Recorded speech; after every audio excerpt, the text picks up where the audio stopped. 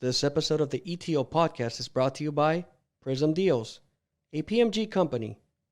Prism Deals, smart marketing beyond sales.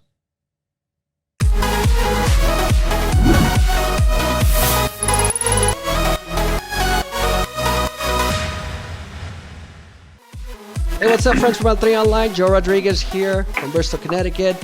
I'm joined today with Jair Martinez and also with a special guest, Cesar Hernandez, el futbolero.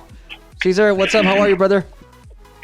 Futbolero. I mean, not these days. I haven't kicked a soccer ball in quite some time, but yeah, doing well, man. Doing well. Yeah, like I told you guys before we started recording, I mean, just considering everything that's happening, you know, I can't complain. You know, I'm doing all right over here in the San Diego area.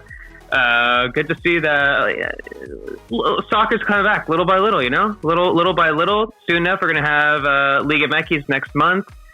I mean, you guys are L3 Online. Might be quite some time until we have some L3, but at the very least, we got some Mexican soccer coming back, you know, in the next few weeks. Absolutely, man. And again, pleasure, you know, to having you with us today. Now, we want to actually talk a little bit more about the growth of Liga MX coverage in English. But before we do that, we want to talk more about you. So why don't we talk about your roots in journalism? What can you tell us about that? Yeah, well, of course, everybody who wants to be a journalist studies psychology in college, right? And then after that, they decide to work at bookstores. And then after that, they decide that they want to do social work, right? That's sounds like exact route of a journalist. Yeah, I know, the exact path for journalists. No, so that was actually me for quite some time. So I kind of stumbled upon soccer journalism because, yeah, like I said, I studied psychology in college. I worked at some bookstores, and then after college, I just, you know, I was kind of, I mean, it wasn't like a deterring plan, but what I was thinking was, I want to work with at-risk teenagers. I want to be a counselor. So I was a counselor at a group home actually for quite some time, you know, working with at-risk teenagers.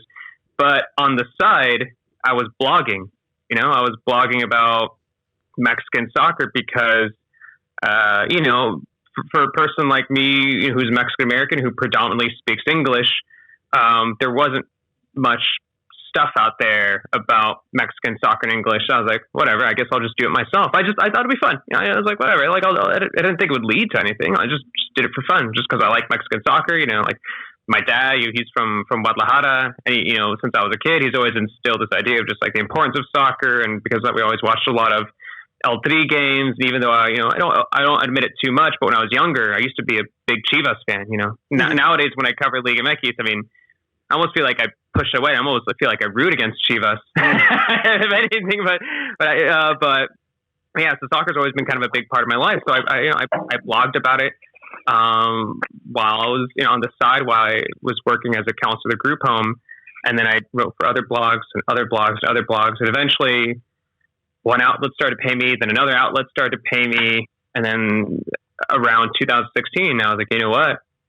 Let's just go for it, you know? Let's just go full time. And I decided, because I am originally from the LA area, moved up to Northern California, and I was like, you know, if I go down to San Diego, I could cover Xolos games. I could still go to Mexico pretty easily. So I did that in 2016, and I don't know, maybe it's foolish. I'm not gonna lie, it might be foolish to be a freelance writer when you consider what's been happening in the writer world, especially the sports writer world. But I mean, I'm absolutely loving it. I'm not gonna lie. So since 2016, I've continued to write for a number of outlets. I've done a lot of Xolos coverage. I've done a lot of L3 coverage, a lot of Liga MX coverage. I do a little bit of American soccer as well. You know, with MLS, I've done some work at MLS. I've done some work with USL. So all over the place. But yeah, I would say like I went from a blogger to basically doing it professionally since 2016. And yeah, I mean, here we are. I mean, obviously it's very strange times we're living in. You know, I obviously don't have a lot of work right now, but I mean, little by little, things will start picking up again. And yeah, man, even though I was making more money being a counselor at a group home, I feel like I would not trade this for anything, you know? Like, I absolutely love it. I 100% absolutely love it. And it's just something very important that at the end of the day, Cesar, when you love what you do, you don't have to work for the rest of your life, right? That's something that I always tell myself as a teacher. But we still work though. Yeah. We still work, but when you love it, you don't see that as work. It's just a passion. But so obviously, you touched on covering the Liga MX or the Mexican soccer. So tell me why it's really important to cover it in English in your eyes, in your perspective. I think because I think there are a lot of Mexican Americans like me. Like I assume you guys are Mexican American as well. I think there are many of us who once again speak English predominantly. We're very populous demographic of the United States. There are tens of millions of us in the United States, and as we continue to have more generation of kids, as this demographic continues to get older, I think there's been more and more people who will still have these strong ties to Mexican soccer, but will be speaking more predominantly in English. And I think right now Liga MX and El Tri, well, I'm not going to say all Liga MX, I would say most Liga MX teams do a pretty bad job of reaching out to us. 100%. And I think El Tri still has a lot of work when it comes to connecting to us. And at the same time, I know I'm someone who I will say I'm a fan of Major League Soccer. There are certain, I'm not going to say I root for the U.S. men's national team, clearly, but there are certain U.S. men's national teams players that like I have like connection with. But if I'm being perfectly honest, and I think a lot of Mexican Americans feel the same way, it's just like when you look at Major League Soccer and you look at U.S. men's national team, it doesn't really resonate with us just yet. Yes, right. There are teams like if you go to LAFC, if you go to LA Galaxy games, you see a lot of Mexican American fans out there. But I will say that a strong majority of us, we don't exactly have that strong tie to Major League Soccer just yet. To the U.S. especially not the U.S. men's national team. When you look at the U.S. men's national team, you don't see us. You don't exactly see us in the U.S. men's national team. So a lot of Mexican Americans are stuck in this purgatory of being, well, these Liga MX teams aren't reaching out to me, but my dad, my tios, my parents, my family, they always told me about these teams. At the same time, MLS teams don't exactly resonate with me. So I feel like we're stuck in this kind of middle ground. And I think because of that, there needs to be this void that's filled with content about Liga MX Mexican soccer in English, and that's how I feel. I feel like, and it was a little bizarre too, because I would say, even just a few years ago, there was just a handful of us. I'm not gonna lie, there was just a handful of us doing it, and it was really, really tough to find that content. I'm glad that nowadays there's more and more people doing this. There's more and more fans that have realized, what? Maybe I'll start a Twitter account about, let's even say Mazatlan in English. This team that just showed up, they already have an English language account. Right. I already know who it is. I already know who it is, and I'm not going to say who it is, but yeah. The thing is, it doesn't matter who it is. It's just, it's a lot of fans who say, well, like, I'm going to start a podcast, like the Chivas del Norte guys, or like, yourselves over here, or like the Eagle Eye guys who do an America podcast. It's pretty creative, but I feel like there's a need, and I feel like, our kids and our the younger members of our demographic, they're going to be speaking English, but they're still going to have that emotional tie to Mexican soccer. So that's why I feel like it's a necessity, and more so, it's kind of a thing that if we don't do it, who will? Because once again, other than Santos, other than America, Atlas to an extent, Xolos to an extent, there really isn't that reaching out from Mexican soccer towards us. I think I've talked to a couple business consultants who've told me that a lot of Liga MX teams think that what works for them down there works for us up here, and that's not true. Maybe it worked for an older generation, but for the younger generation, for the younger Mexican Americans, I don't think that's true at all. So, long story short, I think that I think it's a necessity, because if we don't do it, who will? And hopefully Liga MX teams will eventually work on that. Hopefully El Tri will work on that too. Yeah, no, you're absolutely right. You hit so many important points and so many facts. Us having experience and deal with their own personal challenges, we've seen that mainstream media, unfortunately, does not really care. And I personally come from a background from the mainstream media, And, seeing the type of management that is up in mainstream media, and you get to see that they just don't relate to us Mexican Americans, right? And again, it's not about being racism, because they're not racist. They just don't understand the culture. And that's the big problem. That's a big challenge. When somebody in mainstream media is in control of a certain position of power, and they cannot relate to that specific culture, it's really difficult for them to grasp and understand the importance of providing them coverage. That being said, my next question to you, Cesar, is why don't you talk to me about some of the challenges that you face while covering Liga MX and El3 in English? There's a number of them. I think you kind of hit on it a little bit there. I will say there are a lot of editors, and there are a lot of sites out there that recognize the importance of Liga MX. There are definitely some traditional, I'll say like American editors who genuinely love Liga MX, who see the importance of it, and same thing with El3. But at the same time, I'll say in general, it's still pretty difficult to convince some people that Liga MX, the Mexicans abroad, and El3 deserves more attention, whether it be through podcasts, whether it be through articles, whether it be through maybe some YouTube videos that you can pitch to different outlets.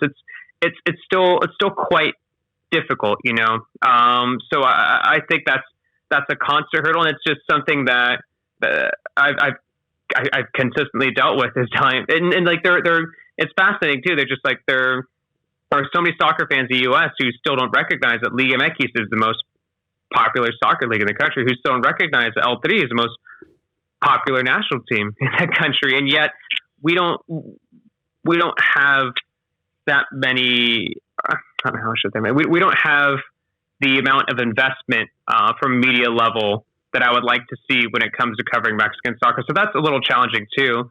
But once again, if we're talking about being in the middle, being in this kind of purgatory, at the same time, what's been difficult too is it's not like Liga MX is exactly accessible. It's not like L3 is exactly accessible. I'm sure, as opposed to Major League Soccer or like U.S. soccer, like it's much more accessible than if you would want to go to Liga MX and be like, hey, can I interview this player? Be like, well, you have to talk to this guy, you have to send an email to this guy, you have to be in line to that. But like, there's a lot of complications when it comes to accessibility in the Mexican soccer world, So it's a little unfortunate because because I, along with you guys and a lot of other people and journalists, we're trying to hype up these players that we love, these leagues that we love, this national team that we love, but it's still very, very difficult to access it, and I'm sure it could be very confusing, and sometimes even for journalists, it's kind of like, well, this guy could tell you where to get the emails to apply for L3 games, and it's so much more complicated than it should be, So it's difficult because the accessibility is challenging when it comes to whether it be trying to do interviews or even just attending games. I'm sure it's been difficult for you guys to try to cover games or whatnot, or send out emails and whatnot. And whether it be at the Liga MX level or whether it be at the L3 level, that's difficult. And also, even if you somehow get that, then it's convincing your editors, it's convincing those in charge within the American soccer world, because I'm not gonna lie, I do work in the American soccer world. That's where I am, living in San Diego. Even if I was living in Tijuana, full time, I would still more than likely be working in the American soccer world. But it's convincing those in charge that not only should there be Liga MX content, not only should there be L3 content, but there should be more. There should be much, much, much more. So it's tough, but it's a labor of love, because I feel like the only reason people stick with it for more than a few years, maybe even more than just a couple of years, is just because they absolutely love it. Like, if I didn't love this, I wouldn't be doing it. I know a lot of people like see the articles I put out, and they think that I live this very, I don't know, very exciting lifestyle. But the truth is, like, if I didn't love this, like, I wouldn't be doing it. It's a labor of love, and I'm sure you guys understand as well. Yeah, and absolutely, I agree with you. And it's just it's a lot of work behind work to keep the site, the podcast, and try to keep it relevant as possible. Yeah. But it's just you and us. You're so locked into the Mexican soccer. Right before we started the podcast, we were talking about what do we do during this pandemic. But I wanted to ask you, during this pandemic, what has been one of the most jaw-dropping stories, and what stood out the most for you during this time? I mean, there's a lot. There's a lot to go through, right? When it comes to Liga MX Mexican soccer, right? So there's no pro rel for 6 years. Although in theory, you could potentially have promotion in 2 years, but that we're going down another rabbit hole there. If we talk about that. There's the Cruz Azul money laundering issues. We saw, the actual cancellation of the Liga MX season. We saw everything that's up in the air about the Mexican second division. We've seen, and once again, this is all within the last few weeks. We saw Morelia moving to Mazatlan, and Morelia just vanishing. We saw Grupo Caliente selling Querétaro to Atlante. What else am I missing here? I think those have been the bigger stories recently. But if we're talking about jaw dropping, it has to be Morelia to Mazatlan, and I think a big factor is just how quickly it happened. Sometimes in Mexican soccer, you see rumors, a few months beforehand. You'll see news stories a number of months beforehand. But it felt like it was bizarre because in the midst of all this confusion about what's happening with Liga MX, what's happening with the season, what's happening with certain players, blah blah blah blah blah, like. Immediately, I want to say it was like, maybe even just like a little over a month ago, there's just like, there's this incredible stadium in Mazatlan. And most of us think we're just like, when was this stadium built? Like, when like, where did this stadium come from? And then just like a week after that, it's just like, a Liga MX team might move there. And then then there were protests from like Morelia fans, and it was incredibly fast. It was incredibly fast from people hyping up this stadium in Mazatlan to Morelia officially moving over there. It was just way too quick, and it's not like Morelia as a new and young team. It's like they've been around for a while. Yeah, they're not 7 years. Yeah, and they're not like an America or like a Chivas when it comes to like kind of like the amount of fans that are out there, whether it be Mexico or the United States. But that's a storied franchise. That's a franchise which I feel like we all kind of. I shouldn't say franchise because it's not Major League Soccer, but like it's a club that we all kind of fell in love with a little bit. The late 2019. Remember when they had that playoff run when they had that whole like Scooby Doo fan, and everybody was kind of like thinking like, oh my god, like are Morelia going to be the kind of team that really upsets everything, really like push for a title here, and really like challenges someone like Rayados back when Rayados were very good, as opposed to what they were doing in early 2020. So it's quite sad. It's genuinely actually quite sad. I think that's what kind of sticks with me because, once again, like I think what comes to mind is, so I've been over here in San Diego since 2016. I know it's comparing apples to oranges, but when I moved over here, this is around the same time where the Chargers decided to move up to LA. And to this day, I know San Diegans who will not only not watch the Chargers anymore for obvious reasons, but will refuse to talk about them. They'll just be like, don't even talk. And like, they're still hurt by this years and years and years later. But here's the thing. It's just like these fans who are incredibly hurt in the San Diego area by this team moving north. It's like that team's still around. That team still exists. Could you imagine a team just vanishing? Just it vanishing. Literally, like there's something even just like symbolic and strange about Mazatlan even taking all their like Twitter users and be like, boom, now there are Twitter users. Cool stuff. Just like, yeah, welcome. So I think for me that was the most. I don't know. They're not even around to hate. Yeah, exactly. Yeah. So I think that's what stood out the most to me, even more so than everything else, just because I guess that just from like a fan level, you're just like. That hurts. That you really got to feel, regardless of the fact that honestly, I like the colors. I like the purple and black. The stadium looks incredible. It looks incredible. It looks like LAFC stadium. But LAFC stadium is probably one of the better soccer stadiums I've visited in recent years. But that's it. It's just like it's still you got to feel for those fans. So that Morelia to Mazatlan thing is by far what stands out to me. You mentioned the cancellation. Obviously, that was another bizarre, unraveling of events. What did you make of that? I mean, it's tough because there was no easy solution, right? And it looked like with each week, Liga MX, I mean, they made it quite obvious that they wanted to finish the season, and you saw the different proposals that they had. Well, it's Mexican soccer. So the rumors about the proposals that they wanted.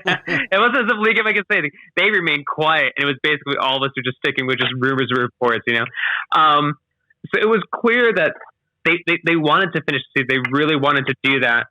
But it's just, at a certain point when there is so much, there's so much that's up in the air about coronavirus in the country, and I'm not going to pretend like I'm some sort of like epidemiologist that knows what's going on in Mexico, but clearly it's still, the numbers are still going up.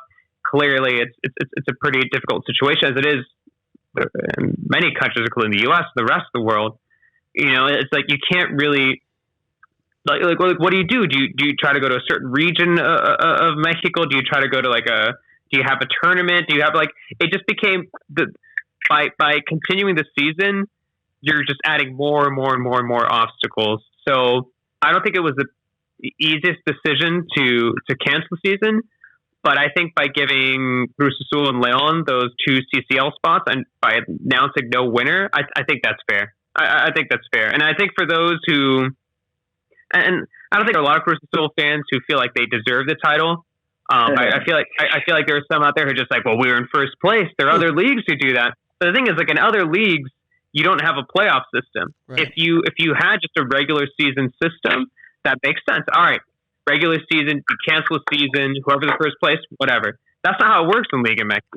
Right. If you have a playoff system and if teams went into the season expecting to fight for the title within the playoff system, you can't hand the title to someone who is at the very top of the regular season. So I think what's fair for Cruz Azul is by getting that CCL spot. Same thing with León too, because probably the best Liga MX team within if we're within the last 2 years, if you want to ask me, So I think they were deserving of those 2 CCL spots, and I think it was just fair to not give anybody the title because it's Liga MX. It's a league of parity. It's a league of very serious parity. So everything's up in the air once it comes to the playoff system. So, not an easy decision to cancel the season, but I feel like it was best, especially since. It's Liga MX. It'll be back in July. It'll be. It's not like there's gonna be a long break, Well, especially now with 12 teams making the playoffs now, that makes it even more interesting, right? Yeah. I know you guys want to ask me how I feel about. How do you guys feel about that? Jay, you want to go? Yeah, about the cancellation, Cesar, right? No. The 12 teams. Oh, the 12. I'm pretty numb to it. I just feel like there's just been so much going on in the past few weeks. That's why I was asking you, what do you think about the biggest story that's happening? It's just, I haven't wrapped around it just yet. And I feel like there's something more to it. There's a reason why they added 12 teams, but it's just not fair because then you have the first place team who has won almost every game. Like a couple of seasons ago, which León almost a perfect season, and then what they lose in the first round against Tigres, and Tigres goes and wins the tournament. We just saw recently Rayados, who came in the last place, and they go in and they win the entire thing. So imagine having the 12 teams and the last team last minute that gets in wins the entire thing. The entire Liga MX, the Apertura 2020. It's just it's just kind of hard to wrap your head around it. And again, it's just too much going on that I'm like, I don't even know what to even say about the Liga MX right now, because if it's not Cruz Azul, if it's not Mazatlan, if it's not about Bonilla with the players not getting money, it's just too much going on. I'm not comfortable with it, but it's just so much new stuff now that it's like, well, we're just going to have to get comfortable with it. That's just my personal opinion. Let me interrupt Jay really quick, and I'll give you my perspective on that 12 teams, dude. I think that at the end of the day, it just boils down to money. Course, they're trying to just recoup as much as they can, and they know that that's just the next. I don't know how many extra playoff games that adds, right? But it's for sure more playoff games, and playoff games typically mean more revenue for the teams because the ratings are higher, and that's what it boils down to, plain and simple. I think that's the point. Is that I mean, here's the thing. Before I criticize it, I'm not gonna lie. I started looking at some of the previous playoff positions, and I was like, oh, man, maybe this will be kind of fun. Maybe this will be kind of fun. I don't know. But here's the thing. I mean, yeah. I mean, let's not cut ourselves. It is a financial decision. It's a recognition of TV companies realizing that we did not make as much money as we would like in the first half of 2020. So the way that they will compensate by doing that is by having more playoff games, you know? And I think you have to appease a number of TV companies, because remember, it's not just one TV company that's in charge of Liga MX. You have a number of TV companies. So because of that, by appeasing all of them, you be like, well, just throw more teams into playoffs, and more than likely you're gonna win the playoff lottery if you have more numbers going into it, right? So I mean, I think it's, and I was trying to find a comparison to American sports, and the closest I could come up with, and I'm saying to someone who has not followed the NFL closely since like 2001. I don't know. Is Troy Aikman still playing? I don't know.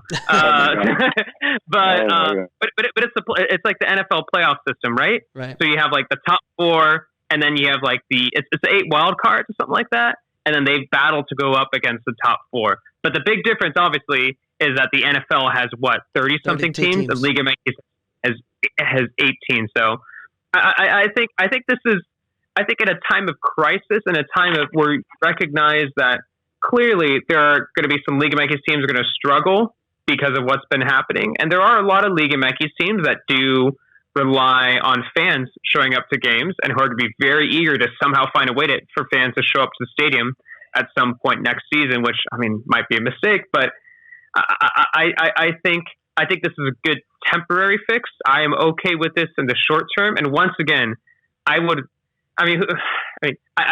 think it's difficult to criticize it when we haven't seen it just yet, because maybe we would absolutely love it if there was a 12th place team like going up against a 5th place team and beating them, and then going up against like a number 3 seed. I mean, it could be a lot of fun. Who knows? But it's like what I just said. Like Rayados did that this past season. They got it last minute because they had to beat Atlas. If Atlas would have beat Rayados, Chivas would have been in. But Rayados went in, and look what they did all last minute, and they just won the entire tournament. But I wanted to go ahead and ask you, as you mentioned that you've been to a few various MLS games, and you've been seeing in the past few years that high influence Mexican stars have been joining the MLS teams. And could you tell me a little bit more about that, or why are we seeing more Mexican players coming to the MLS? I mean, I think I don't think it takes too much research. I guess I think the answers are pretty obvious. I mean, I think there's a quality of life, you know, of living in the U.S. You know, I think we sometimes focus on these soccer players as just what's happening on the field, and we forget they're humans, you know. It's work. You know, for a lot of players, it's work. You know, so I think that they like the idea of the quality of life. I think there's more stability too. You know, you have an MLS players union. I mean, you never really hear about players missing out on payments. And Liga MX, I feel like there's always some sort of there's always some sort of team about missing out on payments or late payments or blah blah blah. I think that I'm not going to say, and I know like you open up a Pandora's box when you start comparing MLS and Liga MX, and I will say that MLS is improving. I will say MLS is 100% improving. I think they're closing the gap, as like controversial as that might be to say that MLS is closing gap with Liga MX. But I think at the same time, Liga MX is also continuing to grow, you know? So it's like, I think I think, yes, it's like MLS is getting closer, but we also can't assume that Liga MX is stagnant. Liga MX is also continuing to grow at the same time. So I think because there are more investments being made with training facilities in MLS, being made in stadiums, being made in teams. I mean, whether they're at the level Liga MX or not, MLS teams are getting better.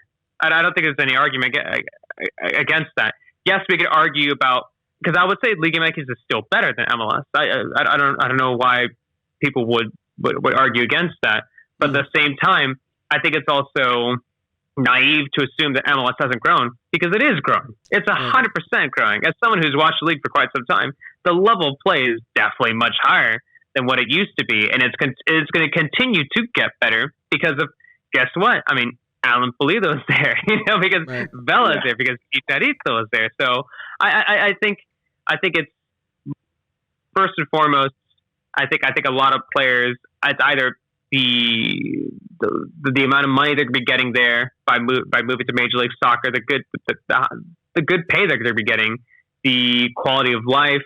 Also, I think that for certain players too, it's easier to be kind of the star, and why wouldn't you want to be the star in some sort of team, whether it be MLS or Liga MX or who knows, and what sort of team, whether it be North America, South America, or Europe. Like, I think there are a lot of players who want the team to cater to their own abilities, and I think a lot of MLS teams provide that. I mean, especially think about Zelarayan, and Tigres. There is no way he's going to be the star in that team. I mean, that's a packed team.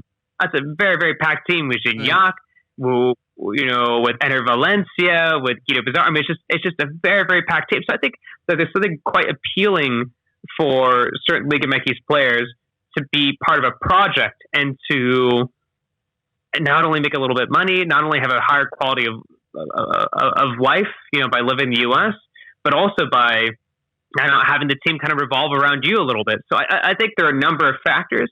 But at the same time, too, we shouldn't ignore that MLS talent also moves to Liga MX. And I feel like, who was it who wrote about? I think you guys obviously know Tom Marshall. Tom Marshall, he wrote an article about it. It was pretty good about the fact that there is still going to be MLS talent moving to Liga MX. Mm-hmm. And the main reason is because they think that it's a higher level of play. I think we could all recognize that it continues to be a higher level play. Yes, MLS teams are getting better, but for the most part, if you were to throw a random MLS team against a random Liga MX team, more than likely the Liga MX team is going to do better. So I think there are a lot of players that will decide to move down to Mexico to take a chance on certain Liga MX teams because level play is still better. So talent's moving north to MLS, but I don't know. I think it's also a good thing because it's almost like,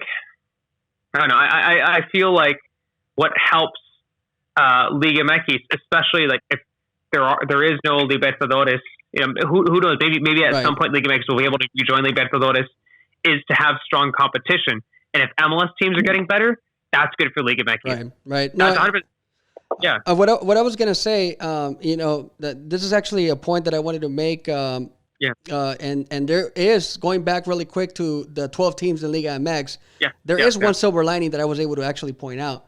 And those of us who are fans of Liga MX and have followed it for many years, we all know that from top to bottom, Liga MX is arguably one of the most competitive leagues on the planet. Year in and year out, there's different teams. I mean, like, how many times do teams win back-to-back, right? Like León, Santos were some of the most recent ones. But even so, it's extremely difficult for Liga MX to win back-to-back. So now that you have this 12-team system, then you're going to have, 12 teams that could relatively be separated by only 4 or 5 points, which is truthfully often the case in Liga MX tables, right?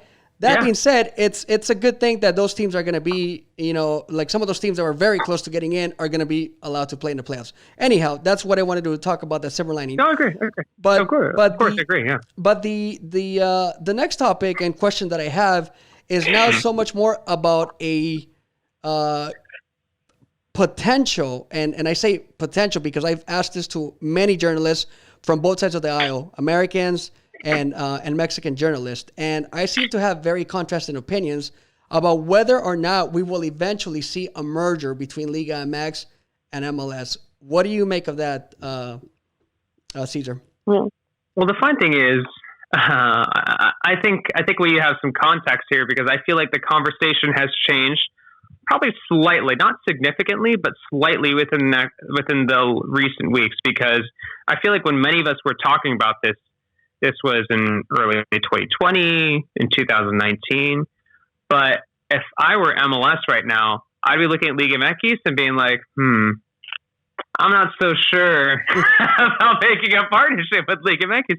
When you've seen all the changes that have happened recently, when you've seen what's happened with Mazatlan being like having some sort of like governmental kind of like funding, like ownership, funding, like where the literal governor of the state is coming out and saying like, oh yeah, it's not going to be Delfines, it's going to be another. And you're like, what? Like the governor is saying like this stuff is happening, or with Grupo Caliente like selling Querétaro to Atlante, and also even though it's not under the player agent's name, there is an agent who's involved in Atlante, and it's just it's just there's so many little things like that. You don't even have to look in the recent past, which is like, or even teams paying to stay up in the first division, teams just being gone in the second division. And the funny thing is, like, if I were MLS, I would be questioning my connections to Liga MX right now. I know the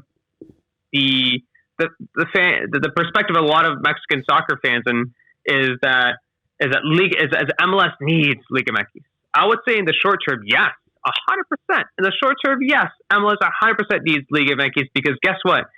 There are so many more Mexican soccer fans in the U.S. watching Liga MX than Major League Soccer. There's so many more Mexican soccer fans watching El Tri, the U.S. men's national team, by far. So I think what MLS needs Liga MX because they need all those fans, because they haven't been able to cater to us for obvious reasons, which we talked about earlier. But the thing is, if you're looking for a long-term strategy, I mean, MLS owners and club owners, they tend to have more money than Liga MX owners. You know, I think Liga MX owners, once looking at Mazatlan, you need like a governor to like, or you need some sort of state government to like step in to take part in Liga MX, and that's really quite bizarre. You need some sort of agent to step in to be part of like Atlante. That's not exactly the best business model, you know? Right. So I would say that MLS is probably feeling a little hesitant, but that being said, we'll see what happens, because I think it's going to be kind of I think MLS and Liga MX will continue to flirt with each other, you know? They're going to see what happens in the near future. I think because everybody thinks it's very black and white. Everybody thinks that it's just like, well, next year, boom, MLS Liga MX Super League. That's right. And no, that's not going to benefit both sides, because Liga MX also it wouldn't benefit by jumping into that in very, very quickly.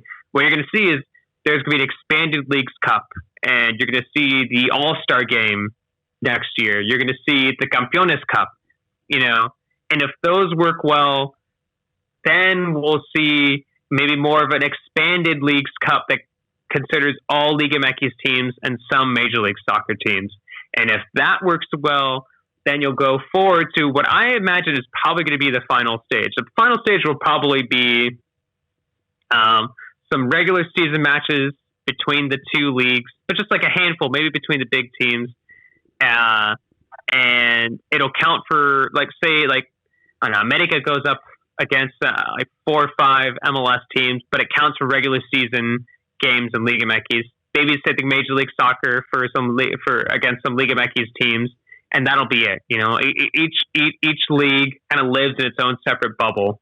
But if we take a step further from that, I think what you would probably do is you would have 2 seasons at the same time, and you would follow like a baseball model, like an MLB model, where it's just you have interleague matches every now and then, but for the most part, Liga MX teams play against Liga MX teams, Major League Soccer teams play against Major League Soccer teams, and then you have playoffs at the same time, and then at the very end, the World Series would be the Campeones Cup. It would be the best MLS team versus the best Liga MX team, and I think that is the other more than likely option, because what could happen is, and that model is, Liga MX can still have its idiosyncrasies.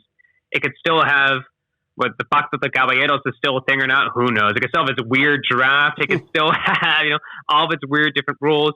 MLS could still have salary caps. It could still have DPs, and each league could kind of do its own thing while still having like interleague matches and having playoffs at the same time, Liga MX play at the same time, MLS play at the same time, and then you have the World Series, the Campeones Cup at the very end.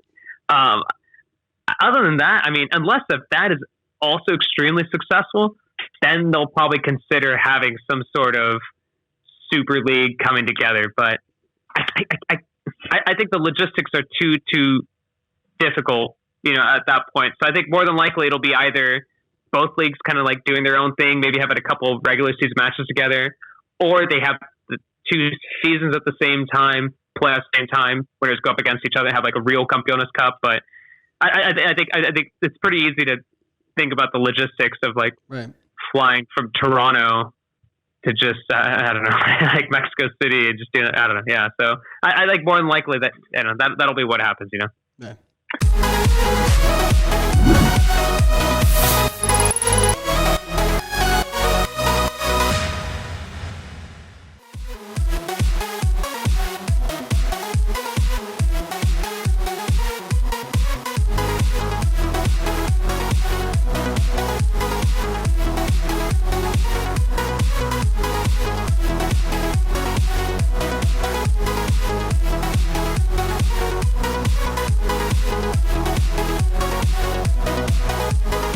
But let's go ahead and switch over and talk about the national team of Mexico. Now, one thing that the fans have said is that they call them the Moleros game.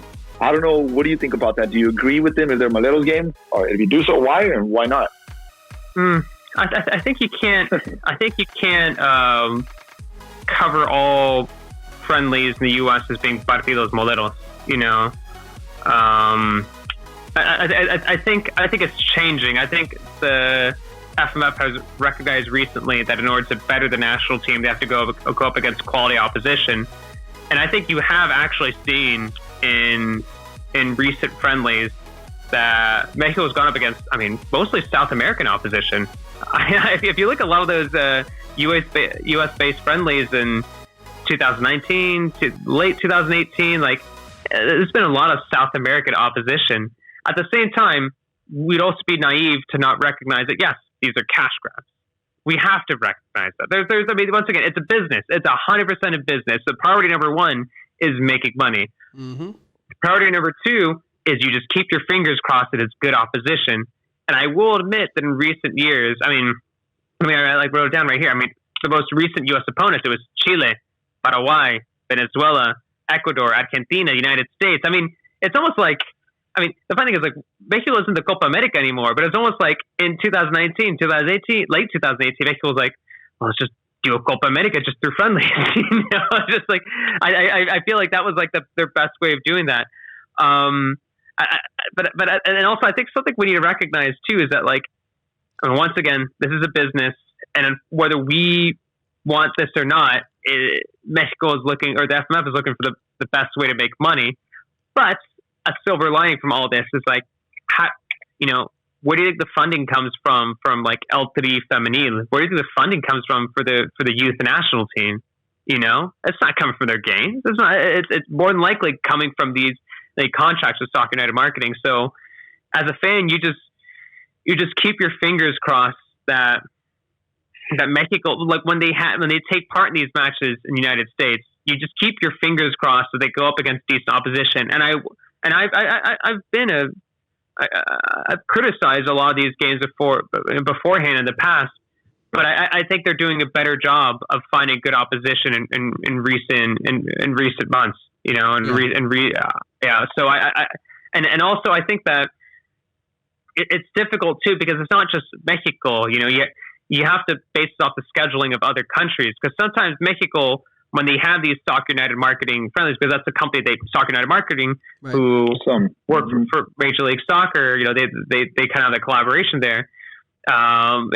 Sometimes it's difficult because it'll be during World Cup qualifiers for European countries, sometimes for South American countries too. So Mexico's left with, as we've seen sometimes, and as we saw in early 2018, Bosnia and Herzegovina, Wales. It's that's not ideal. Mm-hmm. Let's not kill ourselves there. That's not ideal when they have those games. So I think it works when you have quality opposition. It works as in 2019. I feel like that was the first year I was just like, cool, this is what I want. If we're going to have friendlies in the U.S., have it be against South American opposition, So So I think that's when it works, but it's difficult because once again, I mean, as I mentioned, it's the priority for what appears to be a priority is making money off these games, and they know they can make money off U.S. based games. And just the second thing is just you hope that just they play against decent opposition, and they've done all right with that. They've done all right with that in 2019. You mentioned, about the national team, the senior team, obviously accumulating that money and having to pay for all the, Liga MX Femenil or, among other things, right? Well, also Femenil, yeah. So it reminded me of, in similar fashion, how like the NCAA, for example, right? When you look at their D1 football teams, who ultimately ends up making the bulk of the money, the bulk of the revenue, and it works the same way. Typically, they make some of them making the hundreds of millions of dollars, but they end up paying the bulk of all the remaining athletic programs for the college. So I guess in similar fashion it happens. But I think that the fans are the ones that are extremely concerned sometimes. And you mentioned 2019 has been or was at least a decent year, especially when you bring the likes of Argentina and they kick the crap out of them. So obviously that shows you the quality. That's good for Mexico. That's good. Right. Good Mexico, so of course, we enjoy that. We want to see that, but it's also very different, right? When you have a friendly versus having the actual competition. And I understand, and I've spoken to players and they're human. And obviously, at the end of the day, when they're on the pitch, they want to win no matter what. So I get that they still get their competitive users, but they also all say that at the end of the day, it's not the same playing in a Copa America or even in a Gold Cup. So do you think that the fact that these are not Copa America games, and even though they're against that competition from South America, of course, so like basically what I'm trying to say is this: are they as effective as we think they are? Oh no! I mean, let's not kid ourselves. A Copa America match will be 10 times better than a U.S. based friendly. I think what I'm saying is against any opposition, right?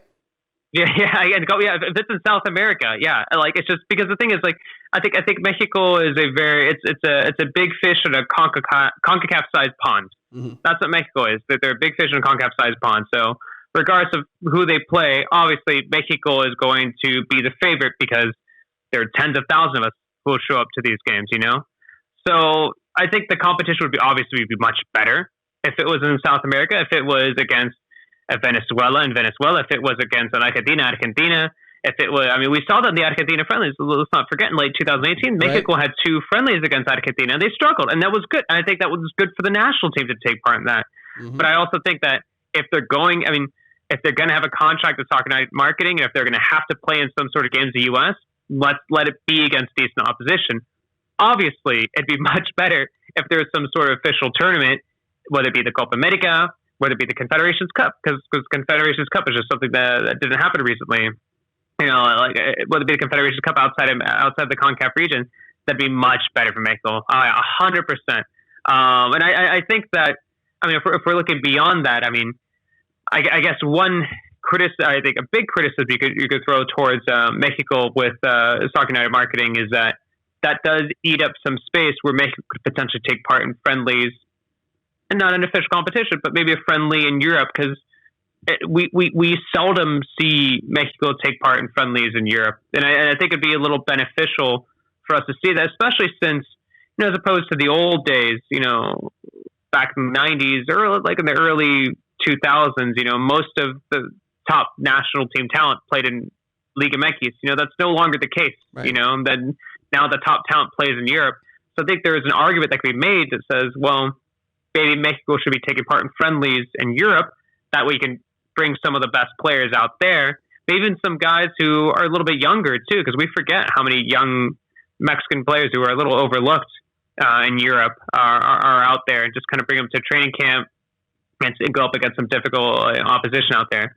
But once again, that's always easier than said when you not only because I feel like I could make the argument that Mexico is probably the most busy national team in the world. When it comes to the amount of games they have to play. Yeah. So I think it's challenging. I would love to see that, but probably not probable.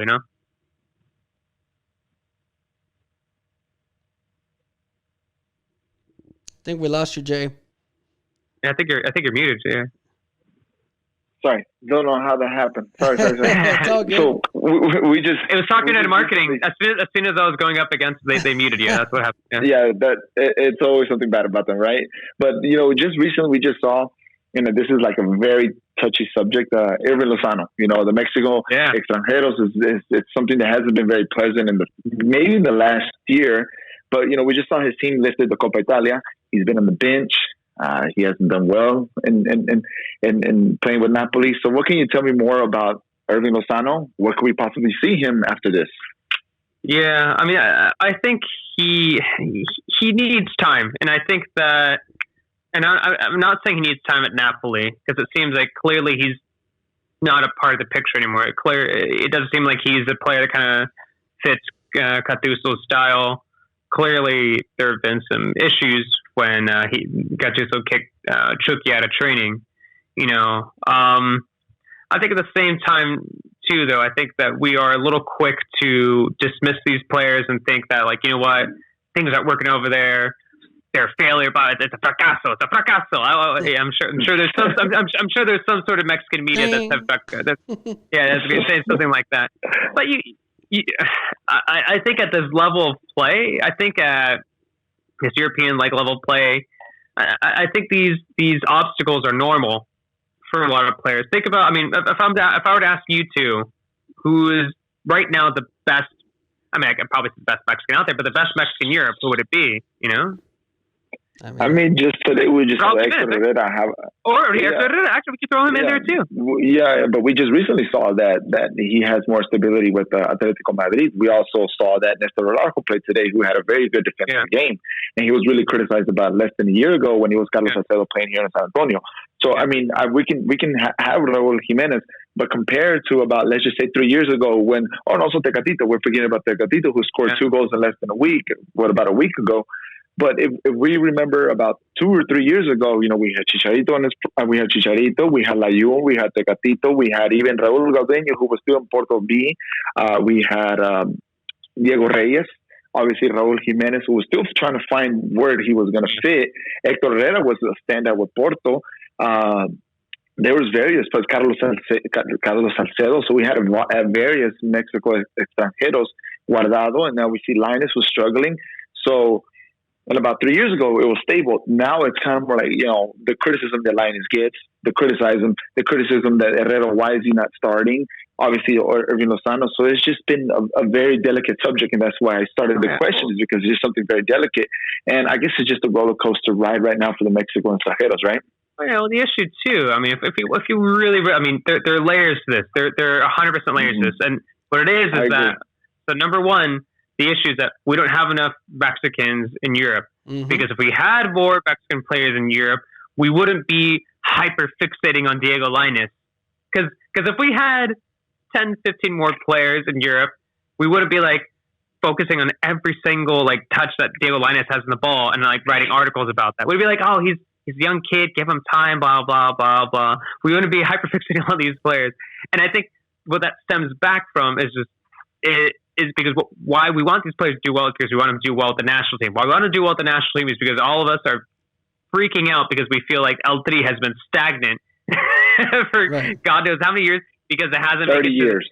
Yeah, because we feel, and that is the big worry all of us have. It is just the whole quinto partido kind of just thing that's messing with our brains. That's what it is. That's 100% what it is, because we want Mexico to be at the very, very elite level of the world, and we all realize that it's not a Brazil, it's not an Argentina, and so what we're looking for is every time there's a good Liga MX talent, it's the same thought process. There's a good Liga MX talent, he's going to go to Europe, he's going to be the best next talent, and then the next World Cup, we're making it to quinto partido. That's what's in the back of all of our minds when we see all this young Mexican talent. So because of that, we put so much pressure on these guys. We put so much pressure where we're overanalyzing them. And when it's such a small pool of players, playing in Europe, that means we're going to hyper fixate and focus on everything that they're doing.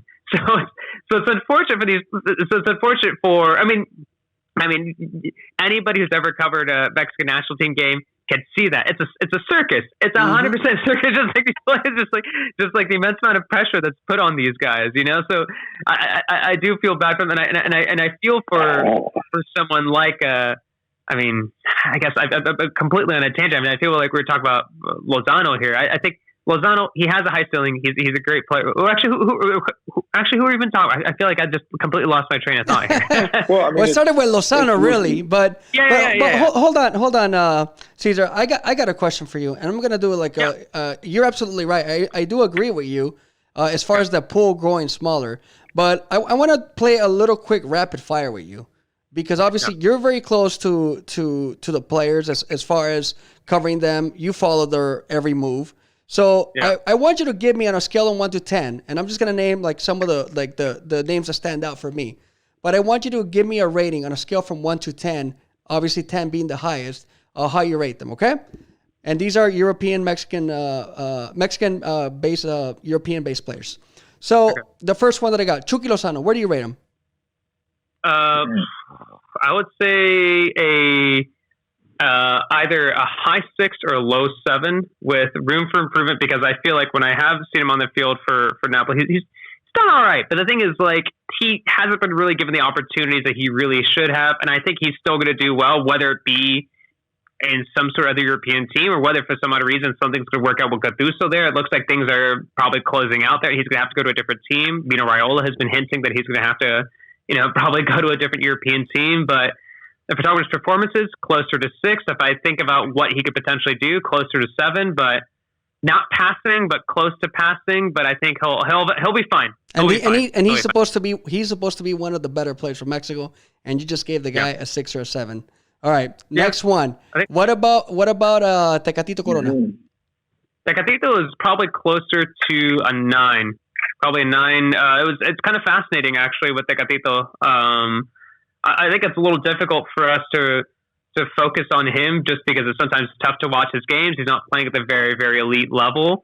But you see, I would say I think the best Twitter account when it comes to Porto coverage in English, I think it's called like FC Porto World.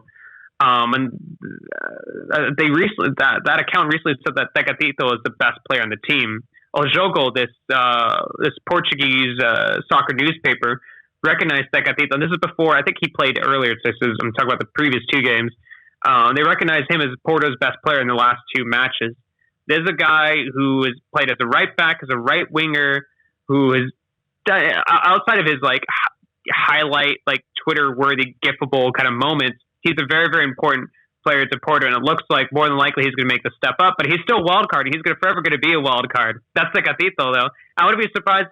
And he has the talents to do well in a very, very elite team, but I wouldn't be surprised if he goes to like a Chelsea or Inter Milan or a Sevilla and just completely fails because he's a wild card. So I'd give him 9 for now, and I think he has the talents to move to a bigger team. All right, so the next guys, just give us a number, and it's funny because this number is not going to give you the opportunity to add context, but the number's just going to say a lot. All right, so Eric Gutierrez. 6. Raúl Jiménez. 10. Yeah. Néstor Araujo. 7. Andrés Guardado. 8. Diego Lainez. A 5, but he's been a 6 or 7 recently. All right, and out of all the guys that I did not mention, who is the one that probably is the one that we should know about? Out of all the guys that any of them that I failed to mention. You mean like anybody that I did not mention? Yeah. Omar Govea? No, I'm kidding. I mean, I think you got them all, right? Like you got Eric Guti, Edson Alvarez. Did you bring up Edson Alvarez? No, I didn't. I was about to say Edson. Edson, yeah. Edson's good. I'd give him a low 7 or a high 6 too. All right. So my point of this the purpose of this little rapid fire was just to kind of validate what you're trying to say, which is the pool is practically I mean, we might as well call this a little guppy. What do you call this? A little tank, a little guppy tank. It's not even a pool, man. It's just sad, and it's really pathetic when we compare it to like some of the other great seasons that the Mextranjeros, other European-based players have had. But also, if we keep in mind now, a lot of these players are now playing in MLS, and also are they looking at MLS as a trampoline to get to Europe, like Pizarro?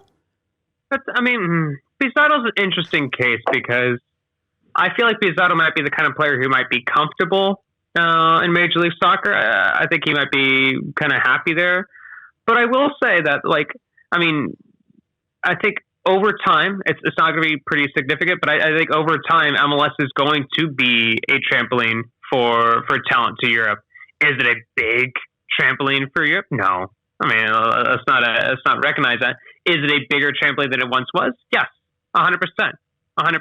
Look, I think if we want the most obvious kind of example here, I think when you could talk about the most informed CONCACAF players, and he's not Mexican, he's not American, you're looking at someone who used to play in Major League Soccer, you look at Alphonso Davies. That is someone who played in Major League Soccer. I think there's no way of looking past that. So are we going to say that Pizarro is going to make a big move to Europe after playing well in Major League Soccer? He's going to have a heck of a season or two. Because I'm sure, season, right? Yeah, because I'm sure he's getting good money, and I'm sure Miami are not going to let him go for cheap. So I think more than likely he'll probably stay.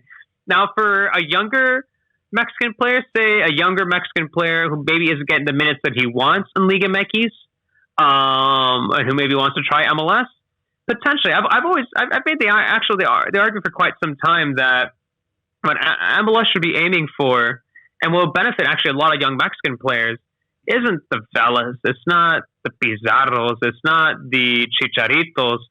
It's a young guy in his early 20s who has promise, who isn't getting a minutes in a Liga MX team. I think the prototype for a while.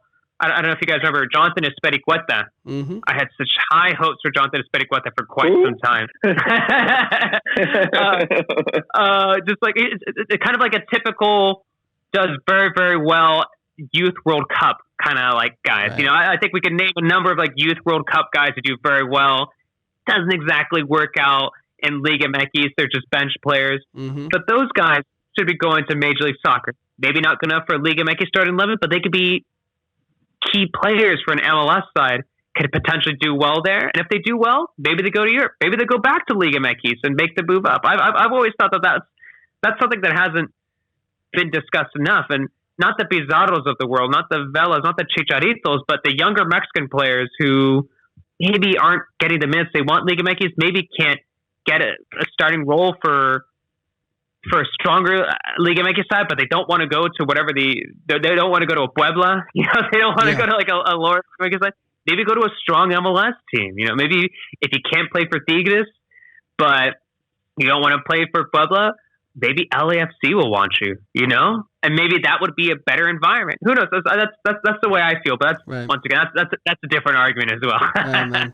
Hey, Cesar. Well, it's been an amazing hour of football talk, man, and we love it. Nothing like talking Liga MX, El Tri in English, dude. We really want to thank you for taking your time, man. Yeah, it's been a blast, dude. Any shout outs or let us our viewers know where they can reach you? Yeah, so you could just follow me on Twitter. It's just at CESARHFUTBOL. You can follow me there on Twitter just to see all my ramblings about everything, I guess. Same thing with Instagram. Not nearly as much soccer stuff, mostly cat stuff. Just mostly pictures of my cat DJ Cuddles. Just chilling. But that's about it for me. All right, brother. Well, again, really appreciate you taking the time, man. So yeah, there you have it, man. El futbolero. Aunque diga que no juega fútbol. Cesar. Ahorita no.